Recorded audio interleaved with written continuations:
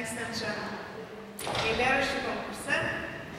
Ir, nežinau, autorius Jolanta be pavardės ir tiesiog neįsivaizduoju, kas tai tokia. Taigi, eilėraštis, kuris vadinasi Smiltelė tampa perlu. Mes vaikščiojam smiltelę, mes vaikščiojam pakrantės smėliu. Smiltelės gelsvos, bet kas jos iš tiesų? Mes žinom, pasilieka jose pėdos, jos migdomos, pakrantė jų gausu. Paimk smiltelę, tu į ranką. Tokia mažutė, nieko neverta, bet jei paklius į akį, to pakanka. Tavo akis tikrai bus žeidžiama. Ir mes tarsi bevertis jūros smėlis, skalaujamas gyvenimo bangų. Kaip tai smilteliai, jūro nugarmėjus, širdį be galo darosi baugu. Atrodo, aiškus jos likimas, nugrimzdus amžiams pasilikti dugne. Bet ji išgirdo Dievo pašaukimą. Perlu ji bus, nebus jis smiltele.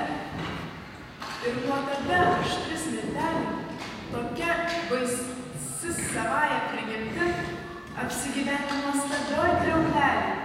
Laiminga buvo, nėjo pražūtin.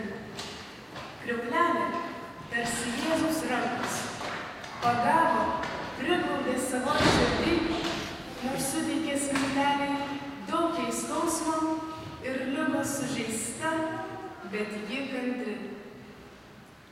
Buvo smilteliai sunku suvokti.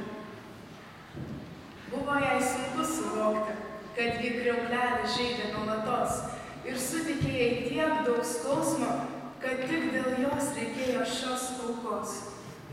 Gyvybės brangius sygus lėjo, kriauklelė rengė ją baltu rūbu. Ir štai vieną lauktą dieną smiltelė tapo baltu, nuostabiu perlu. Kriauklelė dėl grubios smiltelės sutiko mirti, gyvybę paaukoti. Toks pat ir Jėzaus Kristaus kelias, už mus kaltus ant kryžiaus atsiduoti. Be Dievo mes lyg tos smiltelės, vis mindomos ir blaškomos audrų, tad atsiduoki Kristui, tai kriaukleliai ir auk jame ant mylinčių delnų. Aprengs tave šventumo rūbais, tą prigimtį kampuotą jis pakeis. Be jo paskęsime kaip toj bedukrei, tik Kristus tau gyvenimą suteiks.